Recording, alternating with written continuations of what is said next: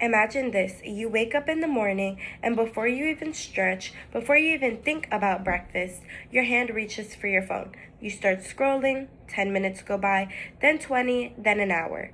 And suddenly you're comparing your life to everyone else's perfect moments. For many teens today, this isn't a bad habit, it's a daily reality.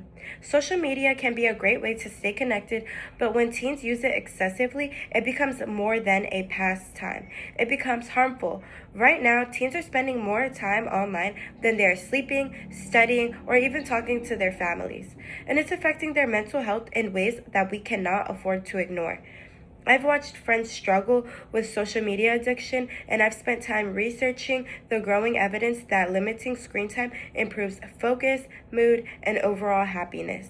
This is an issue that affects teens, parents, and educators, really anyone who cares about the well being of young people.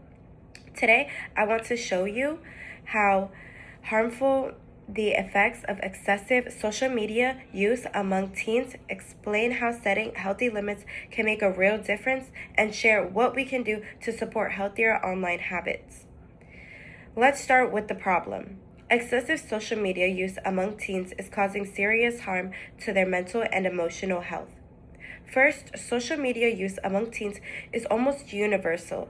According to the Pew Research Center, 95% of teens use social media, and nearly half, 46%, say they are online almost constantly. Teens spend an average of 3.5 hours per day on various platforms. That's enough time to replace sleep, studying, hobbies, or quality time with family. Second, this overuse isn't harmless entertainment. It's affecting mental health. The American Psychological Association reports clear links between heavy social media use and increased anxiety, depression, and body dissatisfaction. Many teens admit they feel worse about themselves after scrolling through Instagram, TikTok, or Snapchat, where highlight reels and filters create impossible standards. And finally, the impact goes beyond emotions. Overuse is linked to lower academic performance and isolation. Teens who stay online late at night often struggle with fatigue and lack of focus. They become more withdrawn, choosing virtual interactions over real conversations and relationships. So yes, social media is fun, it's entertaining, but the overuse of it is causing very real harm, and that's something that we need to change. Now, here's the good news. Limiting social media use can significantly improve teens' mental and physical well-being. The goal isn't to ban social media, it is to create balance. Setting daily limits around 2 hours a day has been shown to reduce harm while still allowing teens to stay connected. Families can build simple habits like no phone zones during meals, homework time, and before bed. These small boundaries help rebuild connection and improve mental clarity. But this isn't just a family issue. Schools and policymakers can either support healthier digital habits too. Schools can offer digital wellness programs to teach students how to manage screen time, recognize harmful content, and protect their mental well-being. Legislation can encourage parental monitoring tools and enforce safety standards on platforms to protect younger users. And the best part is, we know these solutions work. A 2022 study published in JAMA Pediatrics found that reducing screen time by just 50% improved teens' mood and concentration in only 3 weeks. And psychologist Jean Twenge, author of iGen, consistently shows that limiting screen time leads to better sleep, higher happiness levels, and more emotional stability. In other words, this isn't guesswork. The research is clear. When teens use social media less, they feel better.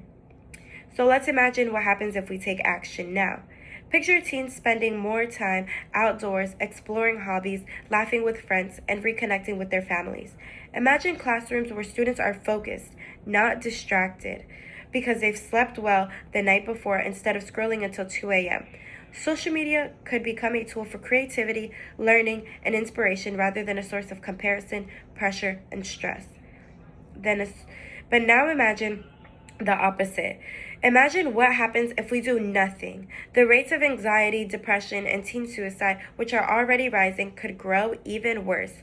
A generation may grow up relying on digital likes for self-worth instead of real human connection. That's not a future any of us want. We're at a turning point. By taking small steps, limiting screen time, and promoting awareness, supporting responsible policies, we can prevent a mental health crisis and protect millions of young people. So let's bring it full circle. Teen social media use is harming their mental health, their sleep, their school performance, and their relationships. But we can change this by setting daily limits, encouraging digital wellness, and supporting tools that help teens stay safe online. We can reverse the damage. Social media isn't the enemy, but overuse is. Let's take the first step toward helping teens reclaim their peace of mind, their purpose, and their connection to the real world. Together, we can create a healthier digital future, one where social media supports teens instead of harming them. Thank you.